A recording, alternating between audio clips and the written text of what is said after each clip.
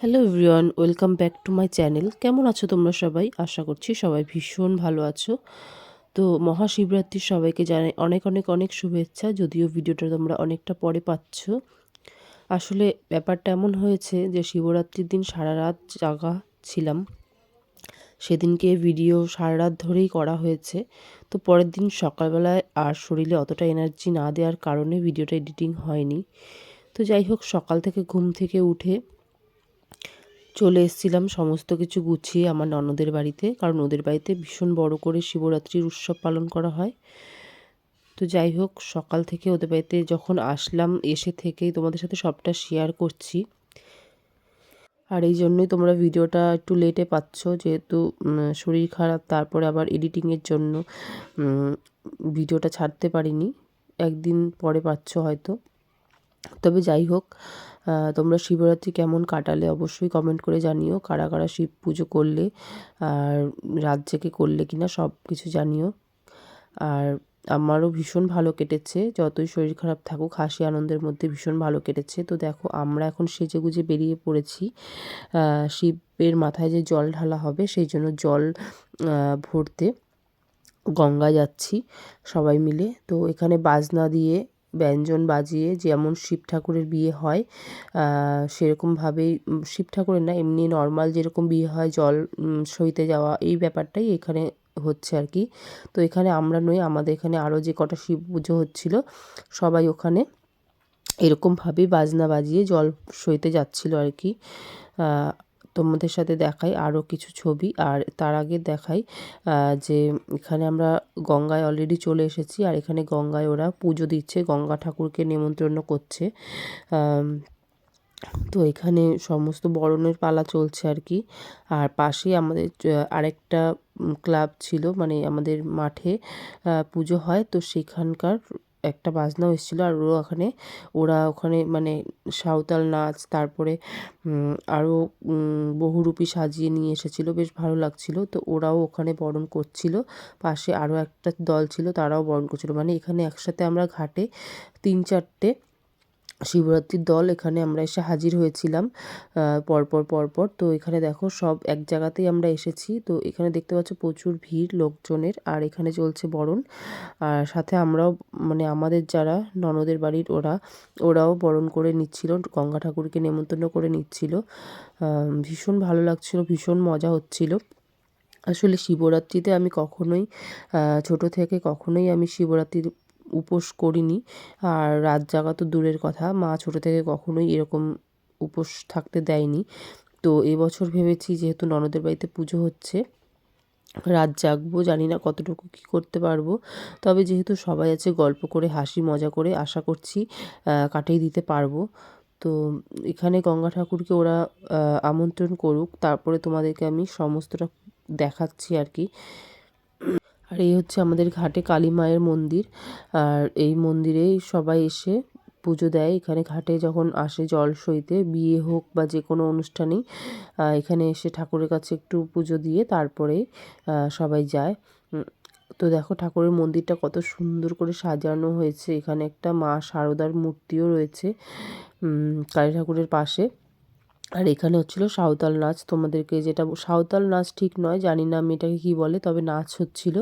এটা হচ্ছিল পাশে আমাদের মাঠ আছে, মাঠে যে পুজোটা হয় সেই পুজোর এইটা। ভীষণ ভালো লাগছিল আর কি। তোমাদেরকে অনেক কী বলে বোঝাবো। আর এখানে আমরা জল সইতে চলে এসে বাড়ির দিকে আসছিলাম আর কি। তো এখানে দেখো জল ভরে আসার পরে যেমন সবাই গেট ধরে, তো এখানেও সেরকম ঠিক গেট ধরা হয়েছে। তো এখানে ওদেরকে সবাইকে প্রসাদ দিয়ে তারপরেই গেট খোলা হবে আর কি। যতক্ষণ প্রসাদ না দেওয়া হবে বাচ্চারা এরকম গেট ধরে রাখবে, এটা ওদের কাছে আলাদাই একটা আনন্দ, মজা। ওরা এরকম করেই মজা করছিল। তো আমরা এখানে ওদেরকে প্রসাদ দেওয়া হয়েছে, তারপরে আমরা ভেতরে ঢুকেছিলাম। তারপরে আমরা ভেতরে ঢুকে যাই, আর তারপরে শুরু হয়ে যায় নাচানাচির পালা। মানে সবাই ভীষণ আনন্দ করে শিবরাত্রির পালন করছিল, আর বাচ্চারা তো ভীষণ আনন্দ করছিল। ওরা ভীষণ নাচানাচির মধ্যে দিয়েই কাটাচ্ছিল আর কি। তো যাই হোক, এরকম আসার পরে তো অনেকটাই সন্ধে হয়ে যায়। তারপরে আমরা নিজেরা রেডি হই, আর বাড়িতে লোকজন চলে আসতে শুরু করে। প্রসাদের জন্য। তো আমরা এখানে কিছুক্ষণ ছবি টবি তুলি। রাত্রির 10টা বাজে তখন। তখন পুজো শুরু হয়ে যায় আর কি। ঠাকুরমশাই পুজো দিতে চলে এসেছিলো, আর আমরাও ওই নতুন জামা কাপড় ছেড়ে এখানে পুজোর জন্য বসে পড়েছিলাম। তারপরে একে একে পুরোহিত মশাই মন্ত্র পড়ছিল, আর আমি আমার যা দুজনে মিলে একসাথেই জল ঢাললাম, কারণ না হলে ভীষণ ভিড় পড়ে যাবে আর কি। তো বাড়ির সবাই ওরা ঢাললো, রাজ অভিষেক হলো, তারপরে আমরা জল ঢাললাম আর কি, আমি আমার যা দুজনে মিলে। মারলাম নমো শিবায় নমো।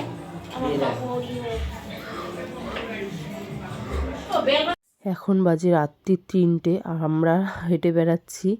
তার কারণ প্রচণ্ড বসে থাকলে ঘুম পেয়ে যাচ্ছে। আর আমরা এখানে যে কজন জেগেছিলাম সবাই মিলে ওই যে পাশে যে মাঠে পুজো হচ্ছিল সেখানে যাচ্ছিলাম। তোমাদেরকে তো দেখালাম দুপুরে যে ওই মাঠে ঠাকুরের যে বাজনা নিয়ে গেছিলো সেই বাজনারই এইখানে আমরা যাচ্ছি।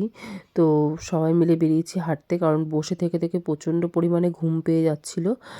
তো এখানে চলে এসেছি, দেখো এখানে পুজোও চলছে। তো এখানে শিব ঠাকুরের মূর্তি করে বসিয়েছে, আর এখানে রয়েছে শিবলিঙ্গ। তো এখানে ঠাকুরের মূর্তি এনে পুজো হচ্ছিল। আর এখানে দেখো স্টেজে উঠে বাচ্চারা প্রোগ্রাম নাচানাচি করছিল, ওরাও কিন্তু আমাদের সাথে রাত জাগছিল এখানে। আমার মেয়ে আরও কয়েকজন ছিল এখানে। তার মধ্যে কি করে সময় কাটাবো বুঝতে পারছিলাম না, নাচানাচি করে যাতে ঘুম না আসে সেই জন্য আমরা এই সমস্ত করেই আর কি রাতটা জাগছিলাম। আসলে অন্যান্য সময় ভিডিও আনা হয়, সবাই ভিডিও দেখেই সময় কাটিয়ে দেয়, কিন্তু তার মধ্যেও কেউ কেউ ঘুমিয়ে পড়ে ভিডিও দেখতে দেখতে। কিন্তু এখানে যেহেতু নাচানাচি করে আমরা সবাই মিলে আনন্দ করছিলাম, তো কারোরই ঘুম আসছিল না, সবাই ভীষণ আনন্দ করেছি, ভীষণ মজা করেছি। নেচে মানে নাচে গানের মধ্যে দিয়ে সময়টা কেটে গেছে। তো ভীষণ ভীষণ ভীষণ মজা করেছি আমরা সবাই মিলে এখানে। দেখতেই পাচ্ছ যে কতটা আমরা আনন্দ করে কাটিয়েছি পুজোটা। সত্যি বলতে জীবনে প্রথমবার এরকম শিবরাত্রির রাত জেগেছি আর পুজোও করেছি, কারণ এর আগে কখনোই আমি শিবরাত্রিতে এরকম রাত জাগা তো দূর, পুজো পর্যন্ত করিনি। তো এতটা যে আনন্দ হতে পারে সেটা আমার ভাবনার বাইরে ছিল।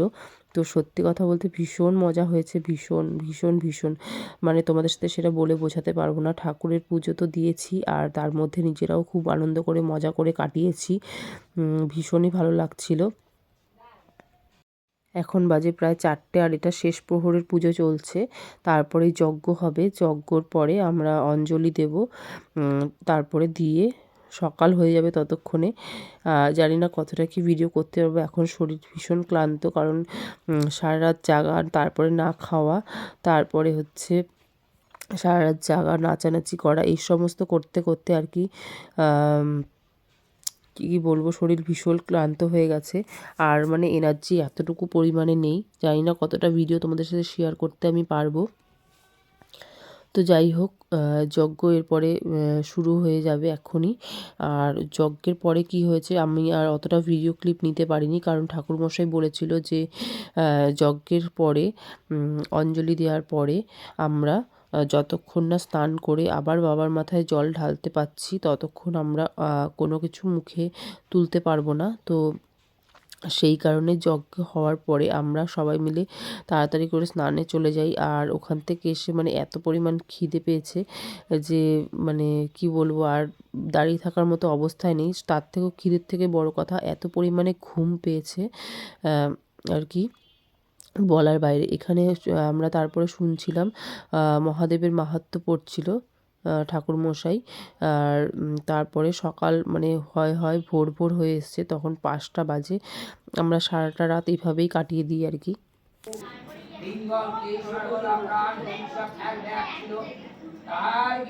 এদিকে আমাদের অঞ্জলি দেওয়া কমপ্লিট হয়ে গেছে, আর এখন হচ্ছে যজ্ঞ। যজ্ঞের জন্য ঠাকুরমশাই সমস্ত কিছু রেডি করছিলেন। আর যজ্ঞ শুরু হয়ে যাওয়ার পরে আমি আর বেশিক্ষণ দাঁড়িয়ে থাকতে পারছিলাম না, কারণ এত গা হাত পা ব্যথা, এত পায়ে যন্ত্রণা করছিল, মানে আর ভিডিও নেওয়ার মতো পরিস্থিতি আমার ছিল না। তো যাই হোক, ভিডিওটা ছিল এতটুকুই।